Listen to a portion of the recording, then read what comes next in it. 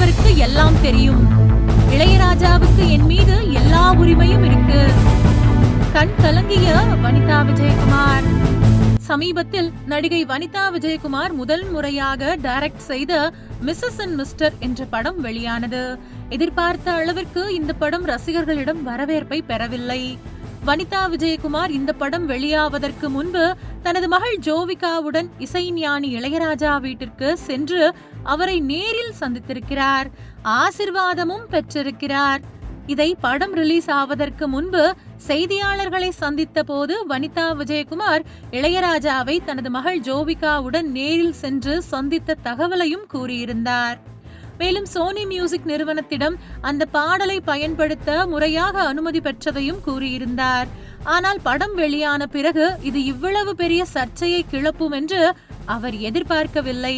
அதே நேரத்தில் படமும் இவ்வளவு பெரிய அடிவாங்கும் என்றும் அவர் நினைக்கவில்லை. அடல்ட் கண்டென்ட் ஸ்டோரி என்ற பெயரில் படம் முழுவதும் கவர்ச்சி மற்றும் ஆபாச காட்சிகள் நிறைந்திருந்ததால் குடும்பத்துடன் இந்த படத்தை யாருமே பார்க்க முடியாது என்கிற கடும் விமர்சனம் எழுந்தது. மேலும் இளையராஜா இசையில் உருவான ராத்திரி சிவராத்திரி பாடலை இதில் பயன்படுத்தியது மட்டுமின்றி இளையராஜா புகைப்படத்தையும் பெயரையும் வனிதா விளம்பரங்களில் பயன்படுத்தியது பெரிய சர்ச்சையானது. இளையராஜாவை நேரில் சந்தித்து அனுமதி பெற்றுதான் அந்த பாடலை பயன்படுத்தினேன் என படத்தின் இயக்குனர் வனிதா விஜயகுமார் கூறியிருந்தாலும் இந்த விவகாரத்தில் இளையராஜா கோர்ட்டில் வனிதா விஜயகுமார் மீது வழக்கு தொடர்ந்தார். இதில் ஆவேசமான வனிதா விஜயகுமார் இளையராஜா வீட்டிற்கு நான் மருமகளா போயிருக்க வேண்டியவ என்று சொன்னது பரபரப்பானது.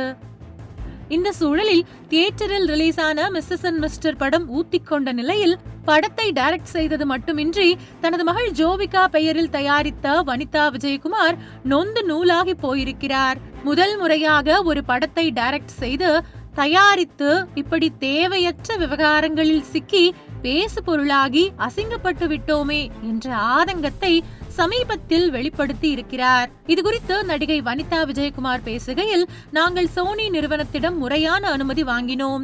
இளையராஜாவுக்கு நாங்கள் படத்தில் நன்றி கூறியிருந்தோம். ஆனால் அதில் அவருக்கு விருப்பமில்லை என்று தெரிந்தவுடன் அவருக்கு போட்டிருந்த நன்றி கார்டை எடுத்துவிட்டோம்.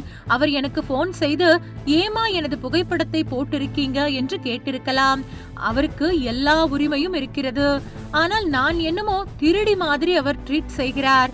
இப்போது நான் ஒரு வாடகை காரில் தான் வந்தேன். அந்த டிரைவருக்கு இந்த பிரச்சனை எல்லாம் தெரியும். அவர் என்னிடம் இளையராஜாவுக்கு வேற வேலையே இல்லையா என்று கேட்கிறார்.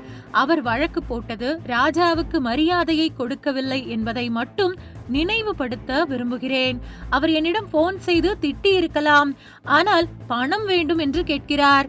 அவருக்கு கொடுக்கும் அளவுக்கு நான் சம்பாதிக்கவில்லை என்று வனிதா விஜயகுமார் கண் கலங்கியது குறித்து உங்கள் கருத்துக்களை கமெண்ட் செய்யுங்கள்.